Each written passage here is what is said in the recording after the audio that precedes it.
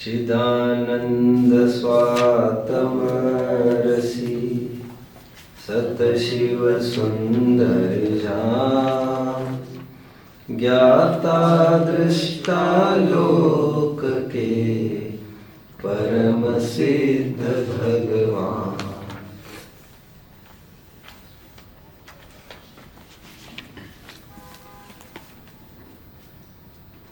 हमारे तत्व निर्णय का महल तर्क और युक्ति की बुनियाद पर खड़ा होता है। इसने ये कहा इसलिए हम मान जाएंगे, उसने ये कहा इसलिए हम मान जाएंगे।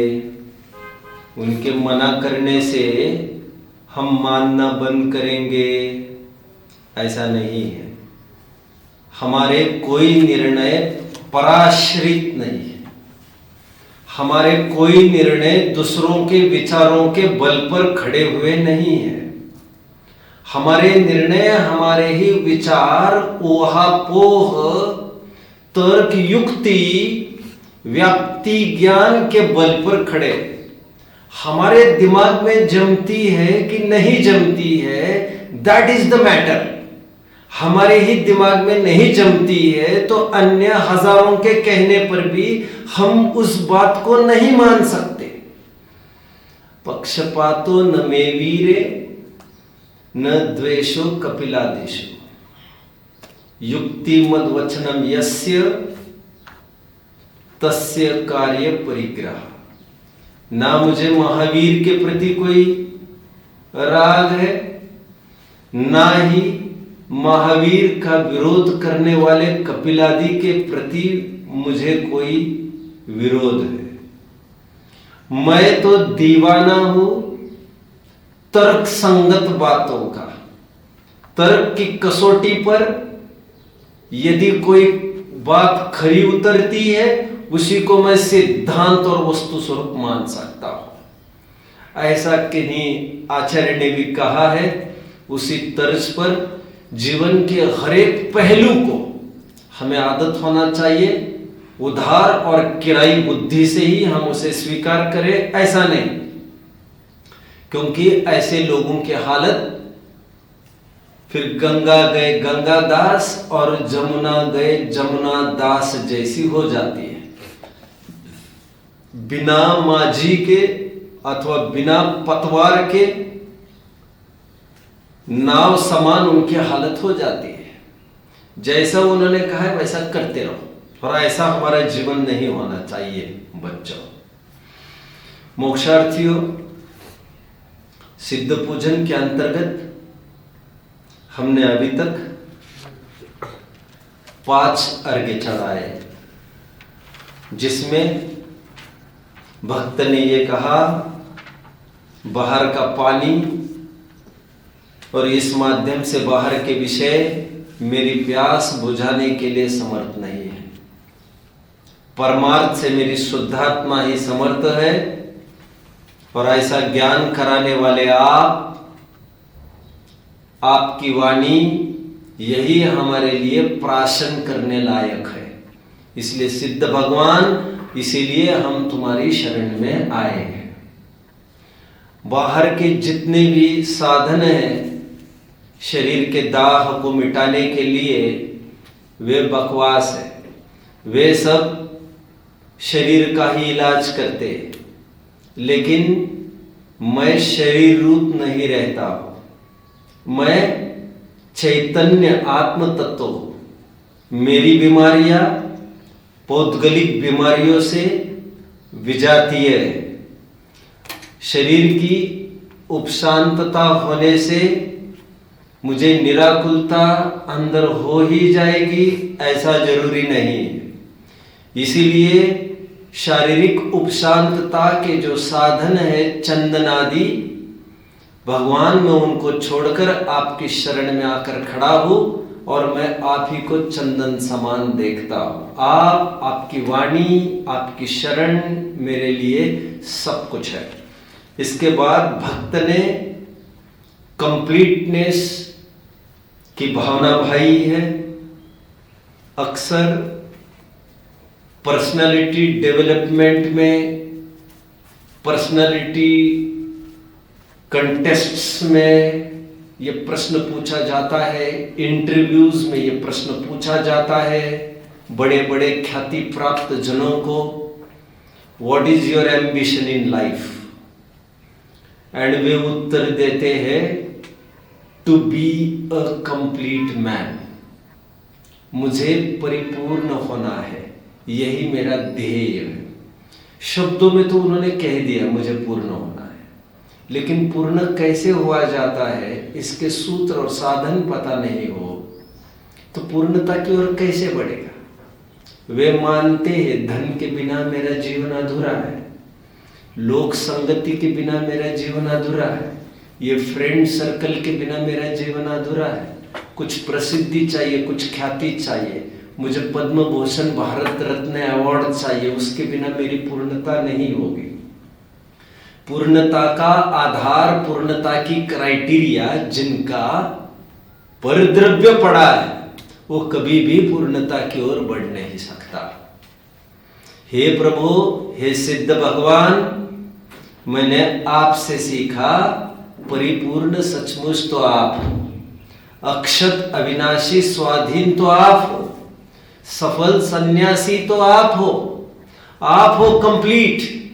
पूर्णता का आधार बाह्य द्रव्य नहीं हुआ करता, पूर्णता का आधार अपनी पूर्ण सामर्थ्य हुआ करती है। भगवान, ये मैंने आपसे सीखा।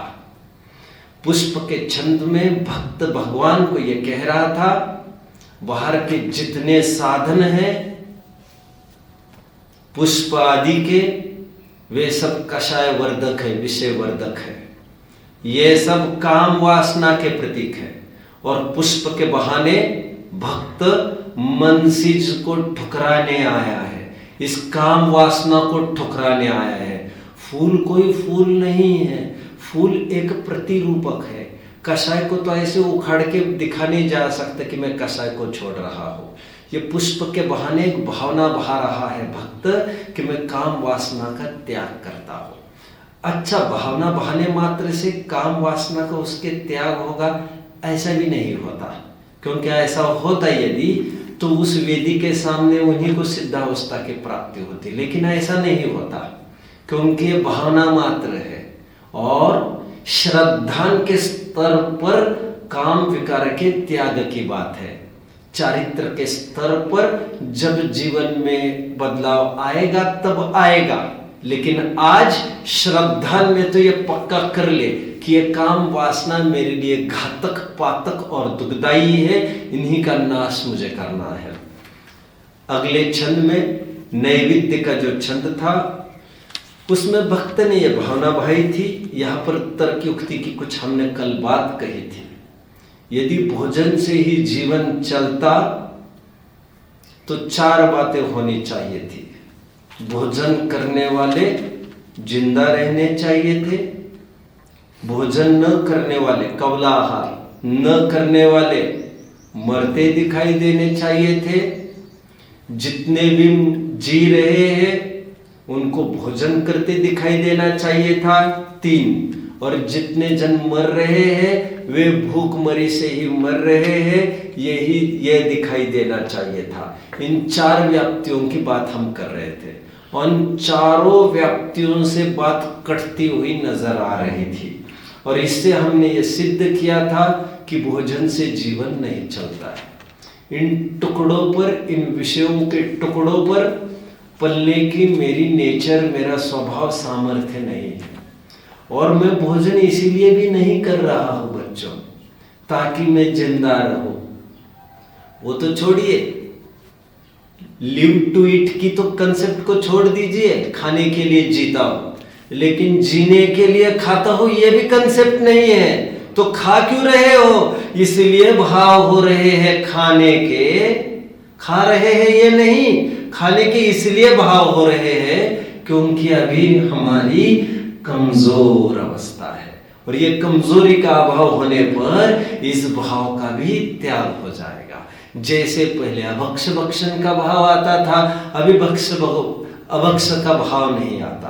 पहले रात्रि के भी लिए भी कुछ खाने पीने का भाव आता था, अभी नहीं आता। इस बल पर हम ये कह रहे हैं एक दिन ऐसा भी आएगा जब हमें खाने पीने का भाव ही नहीं आएगा।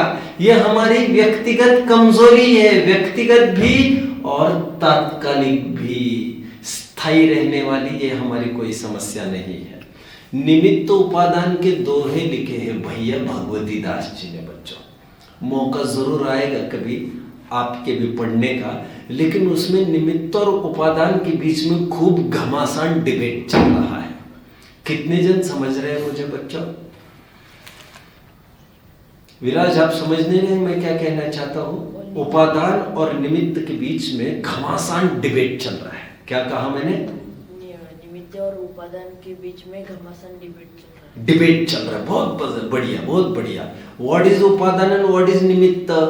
उपादान ये कहते हैं मुझे पर की जरूरत नहीं है, निमित्त कहता है वारे वाह ऐसे कैसी जरूरत नहीं है, हमें एक एक चीज के लिए तो पर की जरूरत पड़ती है।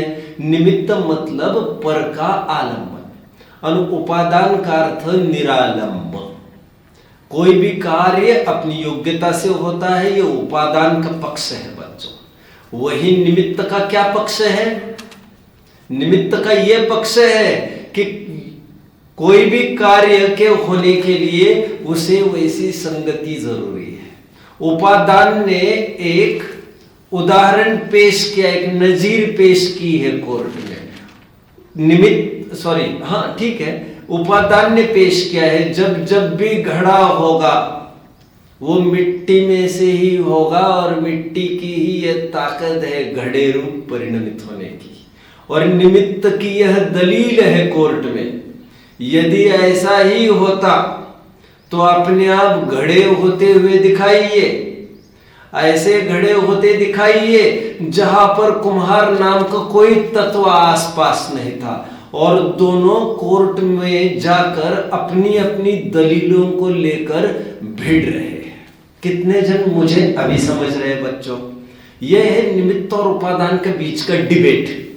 और ऐसे 47 दोहों में भैया भगवती दास जी ने आज से करीबन 150-200 वर्ष पहले, if I am not wrong, Agra में बैठकर एक डिबेट लिखा है। उस डिबेट की 2 पंक्तियां मैं आपको पढ़ के दिखाऊंगा। देखो निमित्त क्या कहता है। निमित्त कह रहा है उपादान तुम जोर हो तो क्यों लेत आहार। क्या कह रहे हैं? उपादान, रे उपादान, उपादान का तात्पर्य रे आत्मन, रे आत्मा, रे शुद्धात्मन, तुम डिंग हाकते हो मेरा जीवन भोजन से नहीं चलता है। आप नाश्ते भोजन के समय में वहां पर भक्ति गाते हो, करे ज्ञानमय ही नित भोजन, नहीं हमारा यह जड़ भोजन। कौन बोल रहा है ये? कौन बोल रहा है बच्चों? अभी फिलहाल निमित्त बोल रहा है उपादान को कि तुम ये डिंग हाकते हो तो यहां पर रोज 8:30 बजे आने में क्यों नहीं चूकते हो? यहां पर 11 के टोल पर क्यों आ जाते हो? क्यों आकर धमकते हो? फिर यहां पर क्यों थाली उठाकर यहां वहां रोटी सब्जी ढूंढने लगते हो? फिर आते ही क्यों हो भोजनशाला में? ये एलिगेशन किसका है बच्चों? निमित्त ने एलिगेशन किया है उपादान को।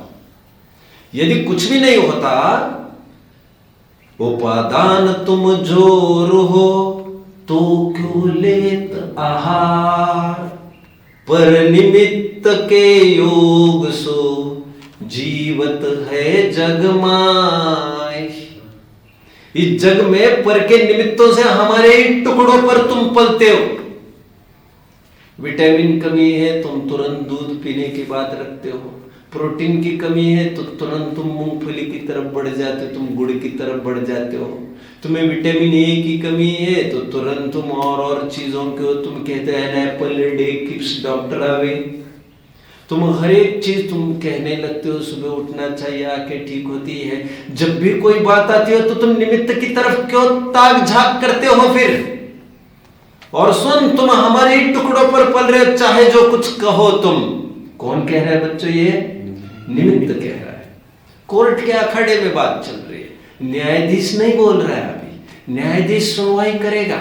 कब सुनवाई करेगा? वादी अपनी बात रखे, प्रतिवादी अपनी बात रखे, और तर्क लॉजिक्स के बल पर न्यायाधीश बात रखने वाले हैं। अब उपादान को पूछा जा रहा है, उपादान क्या आपको कुछ कहना है निमित्त के एलिगेशन को लेकर? उपादान कह रहे हैं, जो आहार के योग सो जीवत है जगमाय। यदि आहार से ही जीवन होता है तो वासी संसार के को मरते नाय। तो फिर एक जन भी नहीं मरता। लेकिन ऐसे तो होता नहीं ऐसा। और न्यायाधीश इस निर्णय पर पहुंच गए हैं कि भोजन से जीवन चलता है, ऐसा नहीं। और निर्णय यह जारी कर दिया है। फिर दलील के रूप में फिर उपादान ने कहा, ऐसे कोई देखने में है आपके कि जो बिना भोजन के ही जीते हैं? हाँ कह रहे, जीते हैं। कौन? दिखावे एक आध दो जन। तो उन्होंने कहा, नरकों में सागरों तक रहते, खाते कुछ नहीं। यहां तुम मानवों की बात करो, अरे मानवों में भी, माय लॉर्ड, मानवों में भी अभी अभी कुछ एक कोड़ा कोड़ी सागर पहले यदि चलते हैं हम, और यदि 18 कोड़ा कोड़ी सागर का सिनेरियो देखते हैं, तो मनुष्य कुछ समझ रहे बच्चों? भोग भूमि में ले गए हो मैं आपको, तो भोग भूमि में साफ साफ देखने में आता है। 3 दिन में छोटा सा इतना सा आहार लिया, फिर भी एग्जिस्टेंस उनका बना है पल्लियों तक। समझ रहे बच्चों? मानवों की बात कर रहे हैं हम। वो तो ठीक है, और कोई 3 दिन के बाद तो करना पड़ता है ना आहार। और थोड़ा कर्म भूमियों की बात करो, कर्म भूमियों की बात करते हैं माय लॉर्ड। सर्वज्ञ केवली परमात्मा आदिनाथ भगवान 1 लाख पूर्व तक जिनकी देशना खिलती रही बच्चों, वे भोजन आहार नहीं करते थे। अरे तुम तो भगवान की बात करते हो, आम जनों की बात करो। न्यायाधीश बोल रहे हैं, वकील भी खींच रहा है निमित्त वाला। तो माय लॉर्ड, मैं इस बात की भी सिद्धि करता हूं, जो गणधर आदि भी उनके सामने बैठे हैं, उनको धवल ग्रंथ में सदा काल उपवासी ऐसी संज्ञा मिली है। अब जानते हो बच्चों, समूह शरण में भगवान तो भोजन करते हैं बच्चों। कौन मानता है भगवान भोजन करते हैं? कौन मानता है? शाबाश शाबाश मेरे भाई। इन्हें पॉइंट्स बढ़ाए जाए 5 विराज के। बहुत बढ़िया। आपको लगभग 2 महीने पहले मैं बात बता रहा था, याद आ रहा है? और मैं एक्सपेक्ट कर रहा था आप में से कोई बोले, और 8वीं का बच्चा बोल दिया। क्या बोला? सुना नहीं। श्वेतांबर मत वाले ऐसा मानते कि भगवान भोजन करते। उनको श्वेतांबरी ने समझाया, हमारे भगवान क्षुद्रादि 18 दोषों से रहित है। उनको आहार तो होता है, लेकिन वो कर्माहार होता है, कवलाहार नहीं।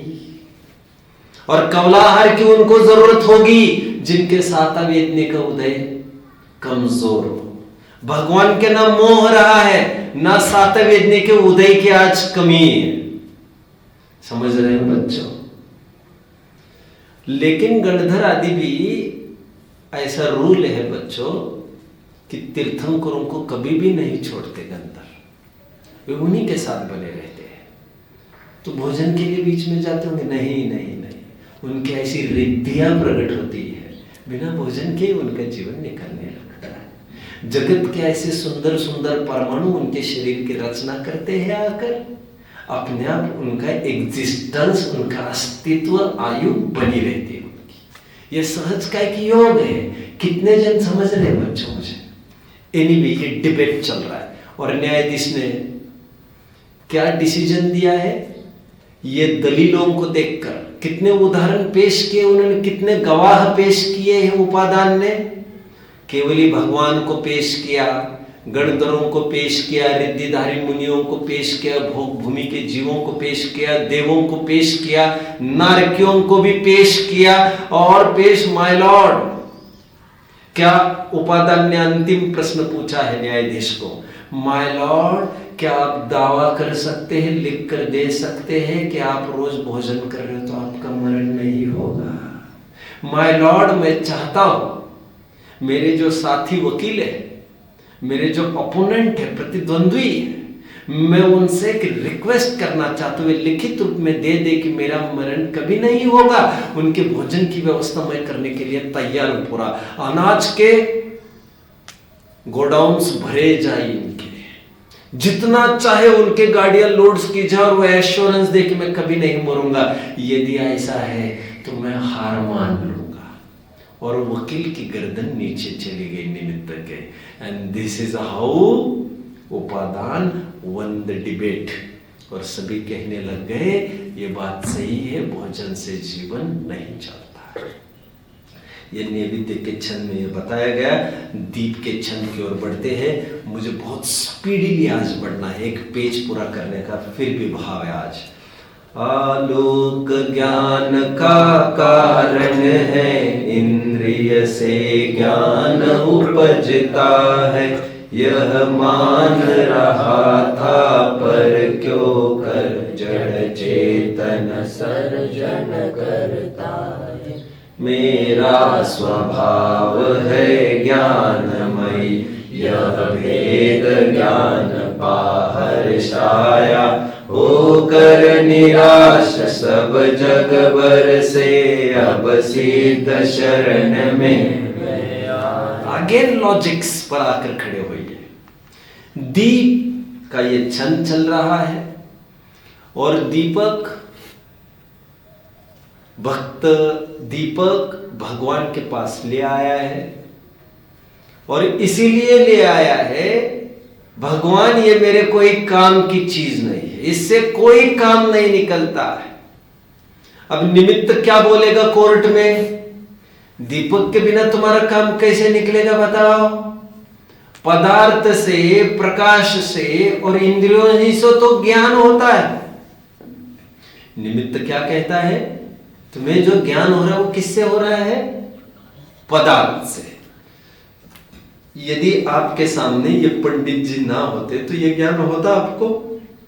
यदि आपके सामने पुस्तकें नहीं होती, जिनवानी नहीं होती तो ज्ञान होता आपको। कौन कह रहा है, निमित्त बोल रहा है। पदार्थ की बहुत जरूरत है माय लॉर्ड ज्ञान होने के लिए। एक बात और, यदि उजाला नहीं होता इस समय में तब भी हमें ज्ञान होता। कोई वस्तु है सामने, इसका ज्ञान होता नहीं। तो दूसरी कौन सा साधन है जिसकी जरूरत है ज्ञान होने के लिए, पदार्थ प्रकाश। पदार्थ प्रकाश और मान के चलो प्रकाश भी है यहां पर, मान के चलो पंडित जी जिनवानी भी है यहां पर, लेकिन कान ही नहीं होते आपको तो क्या ज्ञान होता क्या आपको। कौन कह रहा है, निमित्त कह रहा है। ठीक है, निमित्त कोर्ट में ये कह रहा है तीन चीजों की जरूरत है रे उपादान, तुम्हें ज्ञान होने के लिए पदार्थ की, प्रकाश की और इंद्रियों की, तीनों की जरूरत है। प्रकाश का एक पर्यायवाची नाम है बच्चों, क्या है, आलोक। क्या है, आलोक। आलोक ज्ञान का कारण है, इंद्रिय से ज्ञान उपजता है। कौन कह रहा है, ये निमित्त कह रहा है। और कौन मान रहा है ऐसा, स्वयं उपादान ये मान रहा था कि इनकी बदौलत काम हो रहा है हमारा। यह मान रहा था पर क्यों कर जड़ चेतन सर्जन करता है। सर्जन मतलब निर्माण, सृजन, सर्जन मतलब निर्माण करना, उत्पन्न करना, टू प्रोड्यूस। आज मुझे समझ में आ रहा है कि जड़ चेतन को कैसे करेगा, ज्ञान पदार्थ से कैसे हो जाएगा। ज्ञान ज्ञान से ही होगा। यदि पदार्थ से ज्ञान होता बच्चों, तो पदार्थ से स्पर्श रस गंध वर्ण तो पहले हो जाते हम में, लेकिन ऐसा नहीं हुआ। जो उसके पास है वही वो नहीं दे सकता हमें, तो जो उसके पास है ही नहीं वो हमें कैसे दे देगा। कितने जन फॉलो कर रहे हैं? डिबेट चल रहा है घमासान बच्चों। निमित्त आज क्या कह रहा है, कल तक क्या कह रहा था, कल क्या कह रहा था? भोजन। शाबाश भैया, इनके और 2 पॉइंट्स बढ़ा दीजिए। कल तक वो ये कह रहा था भोजन से जीवन चलता है, हमारी टुकड़ों पर तुम पलते हो, ज्यादा आवाज नहीं करना, नहीं तो 8:30 बजे यहां दिखने जाना, फिर कल से 11 बजे दिखने जाना है, यहां पर बात नहीं करने देंगे। और उपादान ने मुस्कुराते हुए यह कहा कब्र में तुम दिख मत जाना फिर कभी। क्या कहा? खूब खाते रहो, कब्र में दिख मत जाना। और इस बात को लेकर केस वो हार गया, क्योंकि एक भी व्यक्ति आपकी लागू नहीं हुई, इसका मतलब you can't make it rule. समझ में आता है? और वो केस तो जीत गए थे। अभी दूसरी केस खड़ी है। निमित्त आज क्या कह रहा है बच्चों? ज्ञान की बात चल रही। बहुत अच्छा, इनको और बढ़ा दीजिए 2 पॉइंट्स। आज ज्ञान का प्रकरण चल रहा है बच्चों,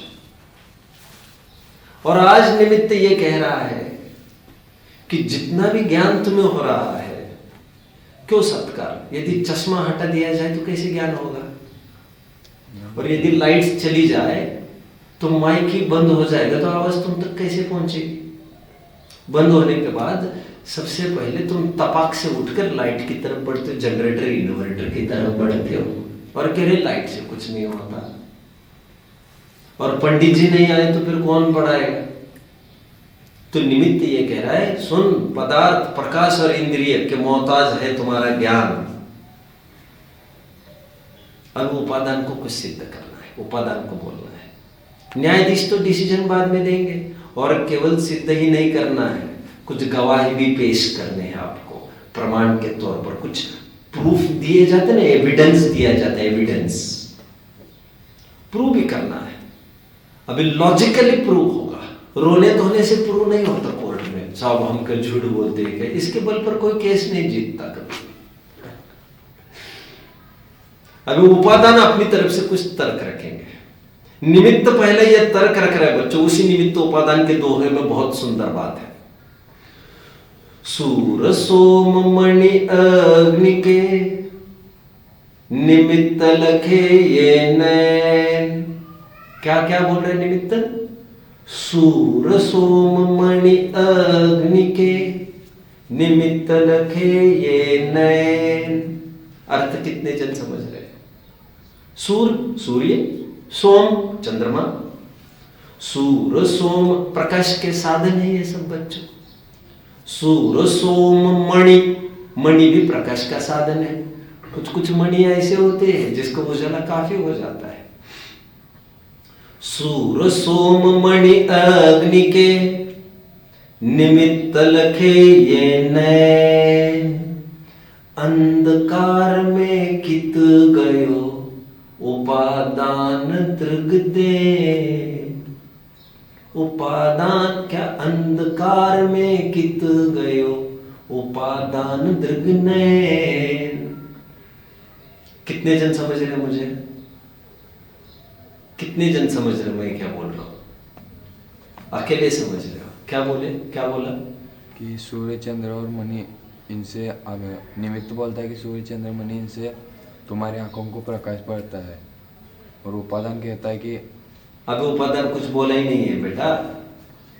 शायद आप समझ तो रहे हो, सही बोल नहीं पा रहे हो, लेकिन मैं बोलने को ज्यादा वैल्यू दूंगा क्योंकि भावनाओं के स्तर पर कुछ वैल्यूएशन नहीं होगा। आपको बोलना चाहिए उपादान निमित्त ने उपादान पर एलिगेशन किया है, यदि निमित्त के बिना तुम्हारा कुछ काम होता है और तुम ये कहते हो सूर्य, सोम, मणि और अग्नि के बिना आंखों का काम हो जाएगा, उदाहरण मात्र है ना, स्थूल उदाहरण। तो फिर जब अंधेरा कर देंगे, हम लाइट्स बंद कर देंगे, रात हो जाएगी, कमरे में ढकेल देंगे तुमको, तो तुम्हारा उपादान क्या? घास चरने गए थे तब, तुम्हें तब ज्ञान नहीं हुआ, हमें बातें बना रहे हो। ये निमित्त कह रहा है। इसका मतलब निमित्त ये कह रहा है कि हां उजाले की जरूरत है, मतलब मेरी जरूरत है, तुम्हें मेरी शरण में आना पड़ेगा। You alone are not able to develop ज्ञान on yourself. You need me. तुम्हें मेरी जरूरत पड़ेगी। ऐसा कौन कह रहा है? निमित्त। सूर्य, सोम, मणि, अग्नि के निमित्त लखे ये नैन, अंधकार में कित गयो उपादान दृग नैन। अब उपादान की तरफ से क्या तर्क हो सकता है? आप बता सकते हो बच्चों? बता सकते हो? बताइए, कोई स्ट्रॉन्ग लॉजिक क्या दे सकता है? प्रकरण क्या चल रहे? निमित्त किसे कहा जा रहा है? सूर्य, चंद्रमा, मणि और आग को, जो प्रकाश के साथ। निमित्त यहां पर किसे, उपादान किसे कहा जा रहा है? आंख को। आंख को स्थूल उदाहरण है, इसलिए मैंने कहा। और निमित्त ये कह रहे इसके बिना आंख कुछ नहीं कर सकते बेटा। आंखें देखते तुम्हारे टीचर ने गलत पढ़ाया है। आंखें नहीं देख सकती जब तक हम नहीं हो खड़े, हम तो चाहिए ही चाहिए वहां पर। अब उपादान क्या कहे, उसका प्रत्युत्तर कैसा दे जिससे उसकी जीत हो? बताइए आप, लगाओ दिमाग, बोलिए। सूर्य, सोम, मणि, अग्नि जो करे अनेक प्रकाश, नयन शक्ति बिन ना लखे अंधकार समभास।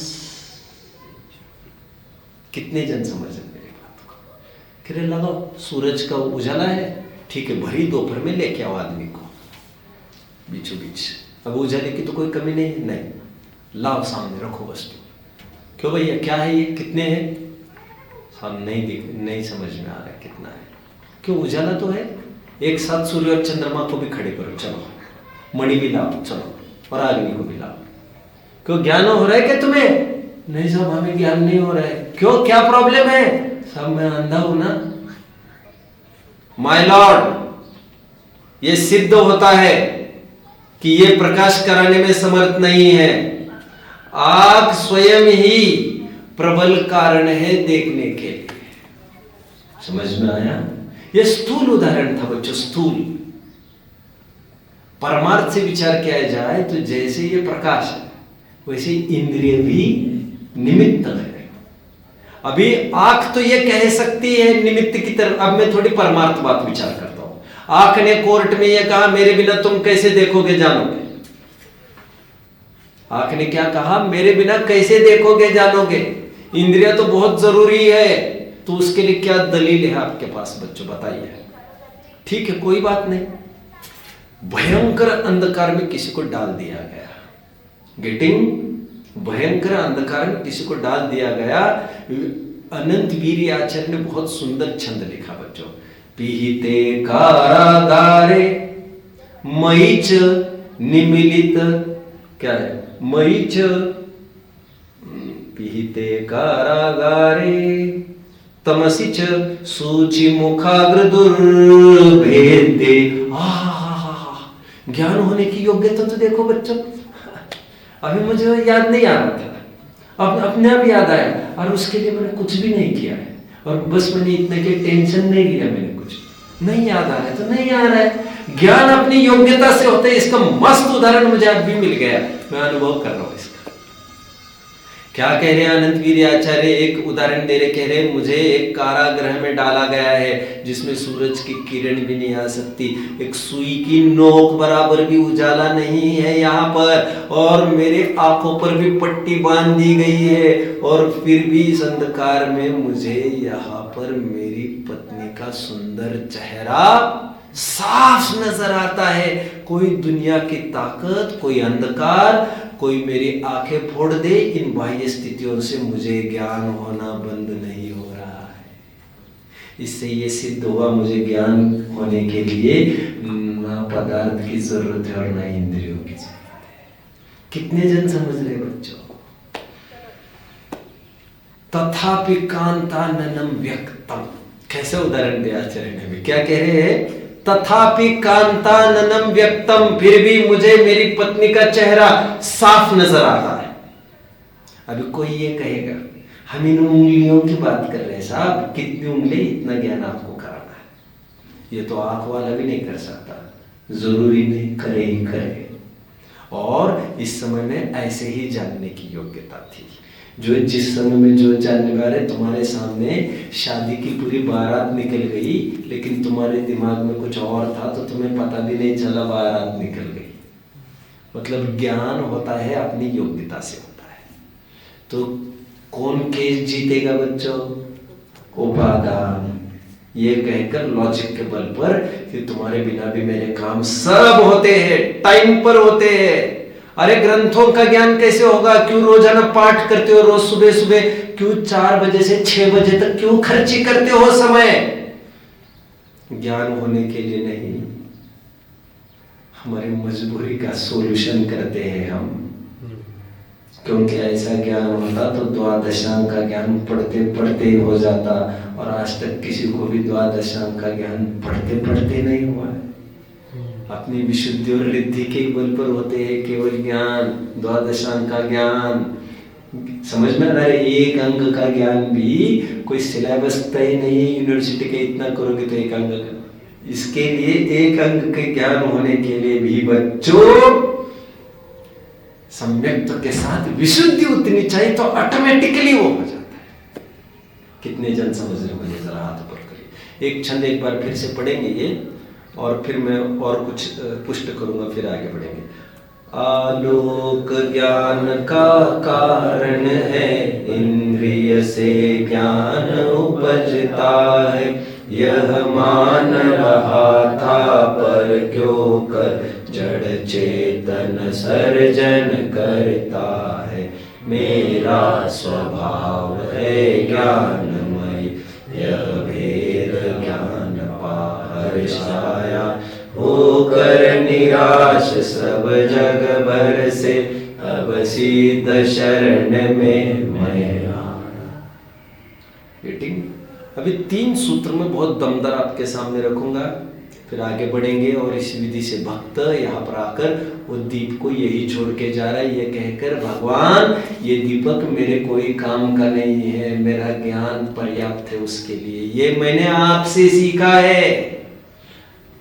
आज के बाद, अंधत्व आने के बाद, पदार्थ मेरे सामने से हटने के बाद मैं आकुलता नहीं करूंगा। एक बहुत अच्छा सूत्र है तत्वार सूत्र का बच्चों, सॉरी ये परीक्षामुख सूत्र का दूसरा सूत्र है, दूसरे अध्याय। दूसरे अध्याय में बहुत सुंदर एक तर्क दिया। क्या तर्क दिया उन्होंने? स्वावरण क्षयोपशम लक्षण योग्यतया ही प्रतिनियतम अर्थम व्यवस्थापयति। मुश्किल जा रहा है? ज्ञान की पर्याय में कौन सा गेय झलकना है, इसकी व्यवस्था स्वयं वो ज्ञान की पर्याय करती है। ऐसा होता होगा ना, सबका खूब पढ़ पढ़ के चले गए और एग्जाम में 0 ब्लैंक हो गए, तो ऐसा हो गया ना। और हम आप कहते भी याद तो पूरा करके गया था मम्मी, ऐसा भी नहीं है कुछ, लेकिन उस समय में याद ही नहीं आया। आपकी पुस्तकें क्या कर रही है कि नहीं? योग्यता की बात है बच्चों। और हम 10-10 दफे पुस्तक को भी देखकर कोई चीज लिखे, 10-10 दफे, और 10वीं दफे भी वो चुप कर जाए, ऐसा हो सकता है कि नहीं? क्योंकि दिमाग में जो है उसी को रीडिंग करता है बाद में। कभी बोलता कुछ है और पढ़ता कुछ है, लेकिन मन में और कुछ बात चल रही होगी, तो लोग कहते पंडित जी ये शब्द नहीं, ये शब्द है यहाँ पर। हाँ मैं और कुछ सोच रहा था, वही शब्द खुद पढ़ा। मतलब शब्द से तो ज्ञान नहीं होता बच्चों, समझ रहे मेरी बात को? बहुत सुंदर सूत्र। और एक तो अभी क्या सूत्र कहा? स्वावरण क्षेपम लक्षण योग्यतया ही प्रतिनियतम अर्थम व्यवस्थाप्यते। किस समय में कौन सा ज्ञान होगा, किस विषय का ज्ञान होगा, इसकी व्यवस्था स्वयं वो ज्ञान की पर्याय करती है और योग्यता के तहत करती है, हम निमित्तों के मोहताज नहीं। एक सूत्र। दूसरा सूत्र क्या डाला आचार्य ने? देखिए दूसरे अध्याय का 6वां सूत्र, नार्थालोको कारणम प्रतिच्छेद्यत्वात् परिच्छेद्यत्वात् तमोवत्। क्या? नार्थालोको कारणम परिच्छेद्यत्वात् तमोवत्। क्या मतलब है इसका? संस्कृत जरा बताइए। नार्थालोको कारणम, बोलो। न अर्थ आलोक कारणम, ना पदार्थ और ना प्रकाश कारण है। नार्थालोको कारणम परिच्छेद्यत्वात् तमोवत्। ज्ञान के होने में अर्थ की और आलोक की जरूरत नहीं है। उदाहरण दो एक आध। तमोवत। तमोवत मतलब उस आदमी को ले जाया गया अंधेरे में, बोले बोलो आंखें खोलो, ज्ञान हो रहा है कि नहीं? बोले तुम्हें नहीं सर, मुझे कोई ज्ञान नहीं हो रहा है, उजाले की तो जरूरत है, मैं पहले से ही कह रहा था। निमित्त वहां से उछलने लग गए, देखो मैं पहले से ही कह रहा था उजाले की तो जरूरत है। उपाध्याय ने कहा माय लॉर्ड मैं थोड़ा टाइम मांगूंगा। हाँ बोले, बोलिए क्या कहना चाहते हैं आप? तो उन्होंने कहा मैं पूछना चाहता हूँ जिस आदमी को खड़ा किया है उसको कुछ भी ज्ञान नहीं हो रहा है या सामने अंधकार है ऐसा ज्ञान हो रहा है?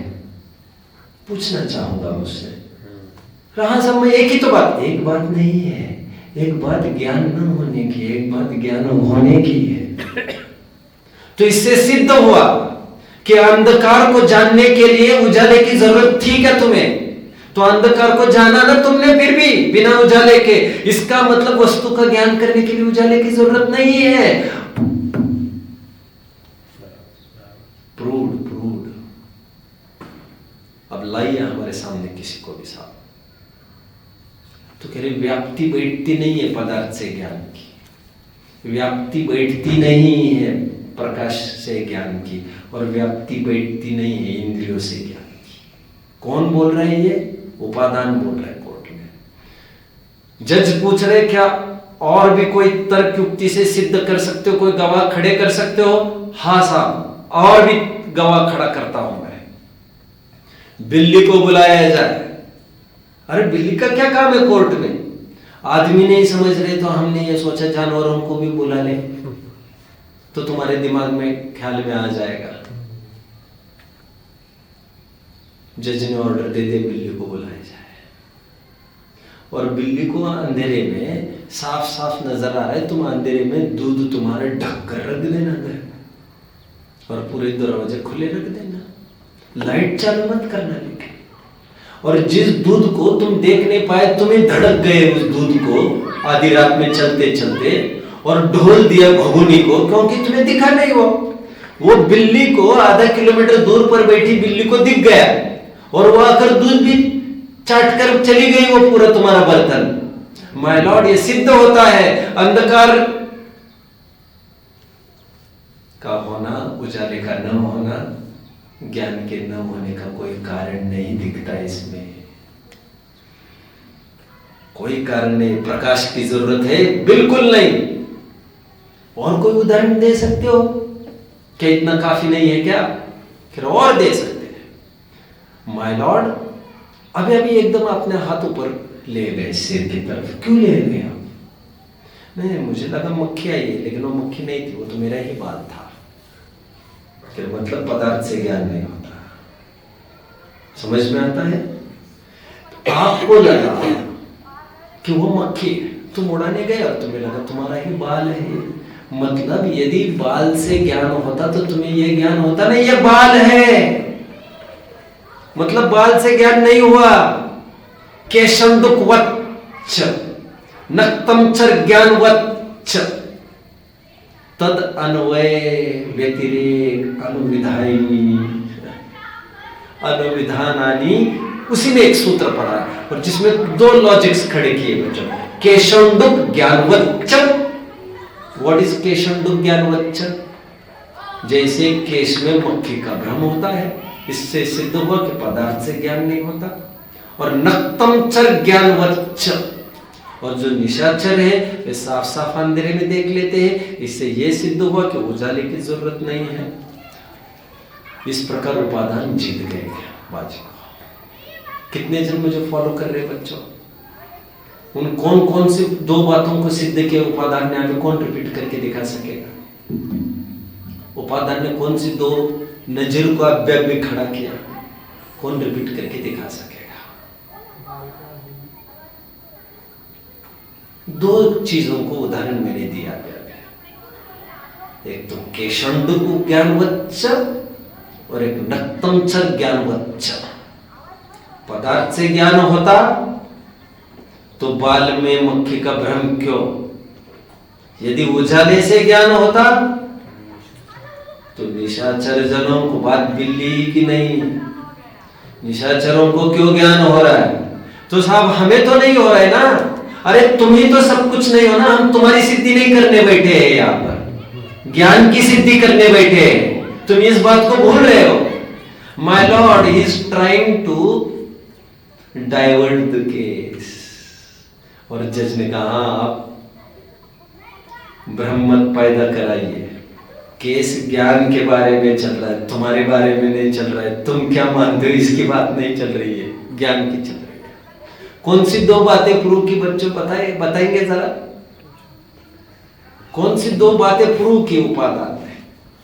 एक बात पदार्थ से ज्ञान नहीं होता और दूसरी बात उजाले से ज्ञान नहीं होता। बात तो एक ही कहेंगे, निमित्तों से कुछ नहीं होता, निमित्तों से ज्ञान नहीं होता। ज्ञान का प्रकरण इसीलिए क्योंकि दीप का क्षण था। आइए धूप के क्षण में जल्दी। मेरा स्वभाव चैतन्यमय है, इसमें जड़ की कुछ गंध नहीं। मैं हूँ अखंड चिद पिंड चंड, पर से कुछ भी संबंध नहीं। यह धूप नहीं जड़ कर्मों की, रज आज उड़ाने मैं आया। होकर निराश सब जग भर से, अब सिद्ध शरण में मैं आया। ये जो भी अर्घ्य के रूप में जिसका भी समर्पण किया जा रहा है, जिसका भी अर्पण किया जा रहा है, जिसका त्याग किया जा रहा है, जैसे अभी नैवेद्य का किया, दीप का किया, अभी धूप का किया जा रहा है। धूप एक प्रतीक है, प्रतीक उस चीज का। और इस बहाने इंद्रियों के सभी विषयों से छुटकारा पाने की भावना है भक्त की बच्चों। जैसे नैवेद्य था, कौन से इंद्रियों के विषयों से छुटकारा पानी थी?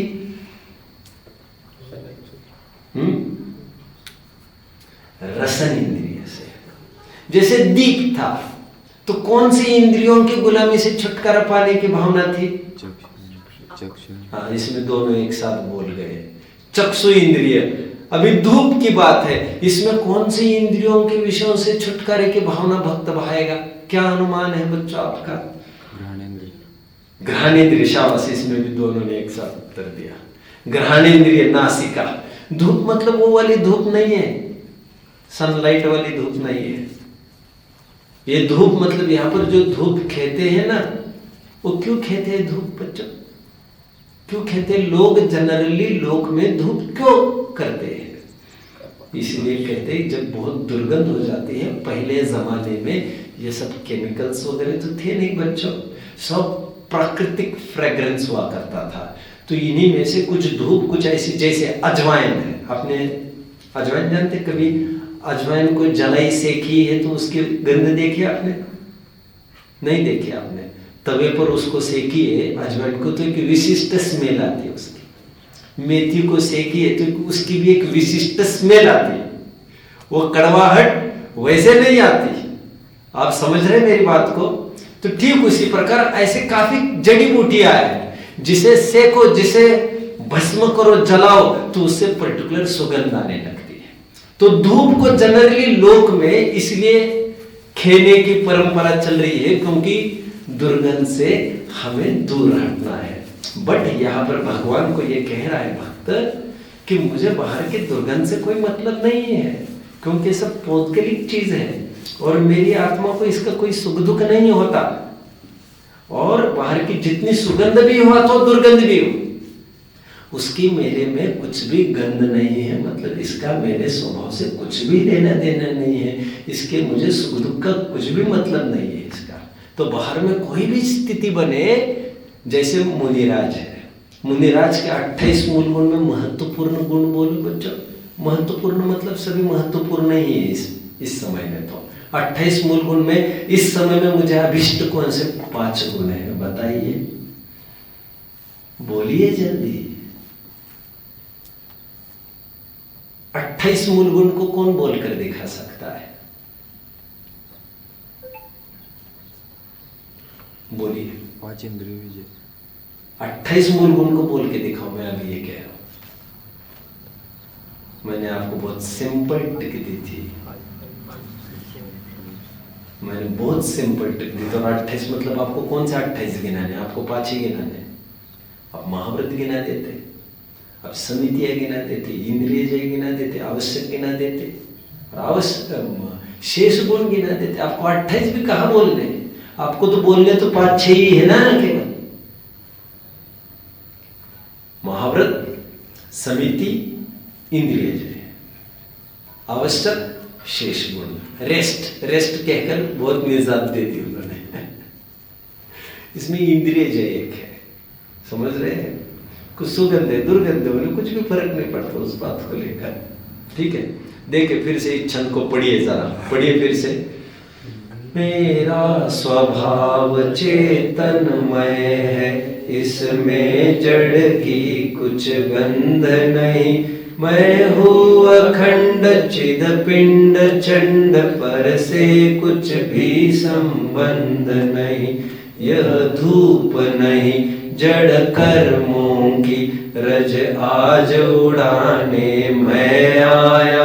होकर निराश सब जग भर से, अब सिद्ध शरण में मैं आया। अरे और यहाँ पर थोड़ी बहुत नाक सिकुड़ के क्या करोगे? तुम्हारे पास कौन सी स्थायी व्यवस्था है? मतलब अब जानते हो, महावीर का जीव तीर्थंकर के साथ साथ और एक पद लिए हुए था। कौन से पद था उनके पास? शलाका पुरुष में 2 पद थे उनके पास, एक साथ नहीं, एक के बाद एक। और कौन सा पद था उनके पास? भगवान महावीर पाठ में हम इस बात को देख चुके। शांतिनाथ के पास कितने पद थे?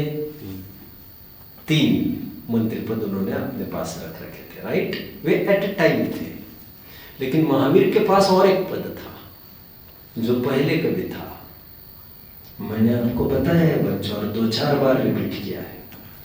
यही महावीर के जीव जो आज तीर्थंकर है, वे ही कुछ टाइम पहले, शायद 90-10वें तीर्थंकर के टाइम में जो त्रिपुष्ट नारायण के जीव हुए थे, यही महावीर के तो जीव थे। ये मैंने आपको जिक्र किया था इसका। त्रिपुष्टि नारायण, हमारे यहाँ 9 नारायण होते हैं ना, 9 प्रति नारायण और 9 बलभद्र, 63 शलाका पुरुष में। उन त्रिपुष्टि नारायण का मरण कैसे हुआ आप जानते हो बच्चों? कैसे मरण हुआ होगा उनका? ये भी मैंने आपको कहा था कैसे मरण हुआ था इनका। ये जब शयन करने के लिए चले गए, राजशाही ठाठ है सब इनके, लेकिन जब अति होती है, सबका एक सैचुरेशन पॉइंट होता है बच्चों। लोग में किधर बहुत बिल हो गए यार, अबे अब बात नहीं बचेगी तुम्हारे। एक दिन जब सोते समय में फ्रेग्रेंस के लिए रूम फ्रेशनर के रूप में धूप जला के सो गए। ग्रंथों में पुराणों में आते, मैं ज्यादा उलझना नहीं चाहता इसमें। तो उससे रात में इतना सफोकेशन हुआ, उसी सफोकेशन में मर गए। इसकी सजा मिलेगी, जरूर मिलेगी। मिलेगी, और कुछ नहीं है। इंद्रियों की आसक्ति मात्र है। आप समझ रहे हैं बच्चों? खैर मैं तो ये कह रहा हूँ, इस यहाँ पर थोड़ी सी दुर्गंध को नाक बहुत सिकुड़ने से ऐसे क्या उपलब्धि कर लोगे, क्योंकि यहाँ जीना तुम्हें थोड़ा है, पर यही की जुगाड़ तुम कर रहे हो। अभी वहां पर बहुत टाइम रहना है, तो उसके क्या इंतजाम किए? कहा नरकों में कैसी दुर्गंध है जानते हैं ना बच्चों? अच्छा, दौलत राम जी ने इसको नहीं खोला। दौलत राम जी ने स्पर्शेंद्रिय के दुख को तो खोला वहां पर। दौलत राम जी की अपनी सीमा थी ना बच्चों, बहुत सीमा थी। अभी दौलत राम जी ने ना बहुत सारे दुखों का वर्णन नहीं किया, क्योंकि इन शॉर्ट उनको देना था। और वहां की दुर्गंध इतनी है बच्चों, हमारे ग्रंथों में बात आती है नरकों की, मैंने आपको कभी बताया भी है। मैं exact figure, I am very sorry, मैं आपको अभी नहीं बता सकता, मैं अनुमान करता हूँ, इसको प्रमाण न माने। पहली पृथ्वी के नारकी के वातावरण में इस कदर की दुर्गंध है कि यदि उस दुर्गंध का कण यदि यहां पर आ जाए, यहां पर, और 2 कोश की दूरी पर हो, मैं इस दूरी को याद कर रहा हूं दरअसल, 2 कोश की दूरी पर भी आए यहां पर, तो यहीं पर आदमी दम तोड़ के मर जाए, बर्दाश्त नहीं कर पाए। एक गैस कांड हुआ था भोपाल में, जानते हो ना बच्चों? अरे कॉन्सेंट्रेशन कैंप्स में चेंबर्स में बांध कर हिटलर ने लाखों को मौत के घाट उतार दिया। कैसे जला के थोड़ी उतारा जलाया थोड़ी था हिटलर ने इतने जनों को। सफोकेशन, घुटते मर, क्योंकि घुटते मरने में, जलते मरने में तो थोड़ा टाइम लगेगा, उससे ज्यादा टाइम आपको इसकी घुटन से होगा। धुएं से भी घुट के मर जाते बच्चों। लेकिन हम ये कह रहे हैं यहां पर मरने का तो प्रावधान है, छुटकारा है, वहां पर मरोगे ही नहीं तो मुझे मरने भी नहीं दे रही आपको, यही तो बात है। ये सब प्रावधान यहीं पर है। मतलब इतना दुख तो दुख, और मरने का भी प्रावधान नहीं। अच्छा, मरना कोई प्रावधान भी होता है क्या? पता चलेगा तुम्हें, टिकट कटी होगी तो। 2 कोश बच्चों पहली पृथ्वी का है। मैं इसमें कंफर्मेशन करना चाहूंगा फिर कभी, और उतरते जाओ 7वीं पृथ्वी तक, तो बढ़ते बढ़ते ये 5-7 कोश तक आ जाता है। मतलब यहाँ का 7 कोश का कोई दुर्गंध का पार्टिकल यहीं पर आदमी दम तोड़ के मर जाए। इतनी दुर्गंध तो वहां पर तुम्हें रहना पड़ता है मेरे भाई। थोड़े से दुर्गंध के पीछे इतनी नाक बहुत सिकुड़ के क्या करोगे तुम? तुम्हें अभी वहां पर बहुत टाइम रहना है, उसका इंतजाम क्या किए हो तुम? तो यहाँ पर भक्त ये कह रहा है, ये मुझे बहुत कंसर्न का विषय नहीं है यहाँ की सुगंध और दुर्गंध। इसीलिए आपको जब मना किया है ना बच्चों, आपको यहाँ पर कोई परफ्यूम बॉटल्स नहीं लानी है, ना रूम फ्रेशनर बॉटल्स लानी है, ये तो आपको माता पिता को कहना चाहिए था बच्चों, क्योंकि ये कोई गुरुकुल के नियम थोड़ी है, ये लाइफस्टाइल है हमारा, लाइफस्टाइल। हमारे घर में आपको टाल्कम पाउडर मिलेगी नहीं बच्चों, कोई भी पाउडर नहीं लगा था हमारे घर में, और कभी भी नहीं, और आज तक भी नहीं। साबुन वाबुन का प्रयोग भी मैंने कहा ना बच्चों, कपड़े को भी मुश्किल से लगाते हैं हम। मैंने तो 20 सालों से बॉडी का सोप भी यूज नहीं किया है, ना मैंने ना मेरे घर वालों ने। इसका क्या काम, ये क्या काम करेगा? बुद्धू और बेवकूफ बना रहे वे लोग हमको, और आज तक तो कोई रोग हुआ नहीं हमको। अरे मुनिराज को देखो, इतने अकल नहीं जमती क्या तुम्हें? मुनिराज एक प्राकृतिक डेमो है, उनको देखो और उसके अनुसार अपने जीवन को ठीक करो।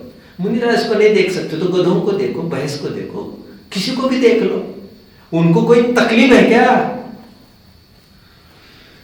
अक्सर मनुष्य किया करते हैं नर में पशुता का आरोप, किंतु पशु भी करता है क्या कभी प्रकृति का लोप?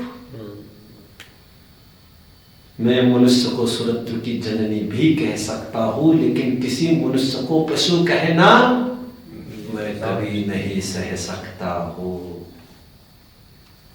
मैथिली शरण गुप्त कहते क्या करोगे तुम सुगंध दुर्गंध को? तो भक्त यहाँ पर कह रहे मैं इसके लिए नहीं आया हूँ, मैं तो यहाँ पर कर्म की ऐसी तैसी करने आया हूँ। मैं यहाँ पर जड़ कर्मों की रजा जोड़ाने आया हूँ। इस भावना से आए हैं। ध्रुव का छंद हमारा पूरा हुआ, शायद समय हमारा पूरा हो चुका है। शेष चर्चा फिर